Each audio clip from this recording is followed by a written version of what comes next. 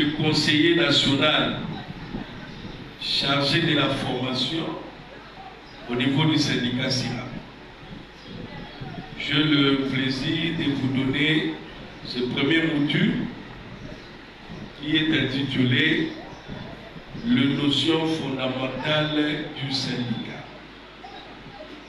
Je crois que pour tous ceux-là qui ont payé, il n'y a pas de problème parce que ces cours ici, c'est déjà en syllabus. Je crois que d'ici là, on va distribuer. Je dis bien pour tous ceux qui sont en règle de paiement. Donc il n'y a pas à se tracasser. Ce cours est dans le syllabus qui sera distribué bientôt là.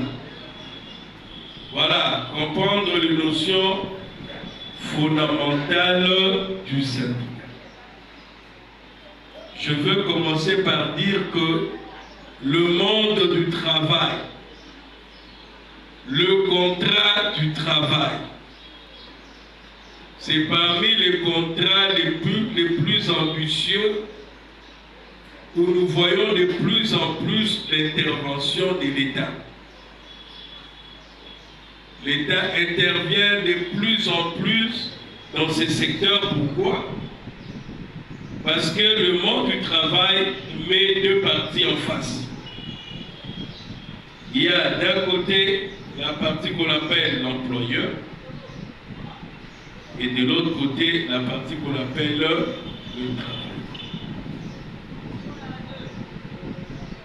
Le contrat du travail comme contrat d'adhésion, ça veut dire que le travailleur, puisque le contrat du travail a trois caractéristiques, trois domaines de validité.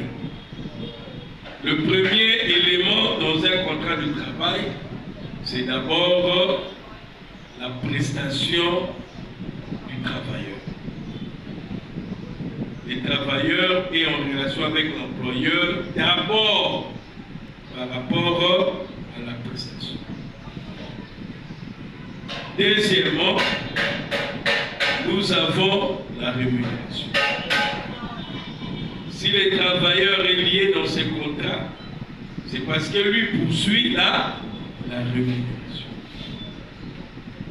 Troisième élément caractéristique du contrat de travail, c'est que le travailleur est subordonné à l'employeur. En ce sens que le temps, l'heure du travail, le lieu de prestation n'est pas déterminé par lui, mais cela est déterminé par qui? Par qui? Non, l'employeur, oui. Par l'État comme employeur. Par le patron ou l'employeur comme dans les secteurs privés. Ils n'ont pas les mêmes coûts. L'employeur il a la police, il a presque tout. Qui peut faire que la revendication du travailleur ou de l'agent ne semble rien. Généralement, ce n'est qu'après une prestation que le paiement devient un problème. Et nous avons vu quand le travail au sens classique a vu le jour, beaucoup des abus où on exploitait l'homme par l'homme.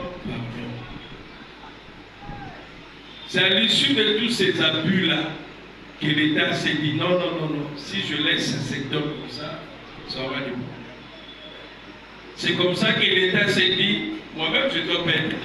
Il faut qu'il y ait des organisations qui seront là comme les mandataires, les représentants des travailleurs, auxquels nous allons aussi les reconnaître certains pouvoirs pour qu'il y ait balance entre la partie employeur et la partie travailleur.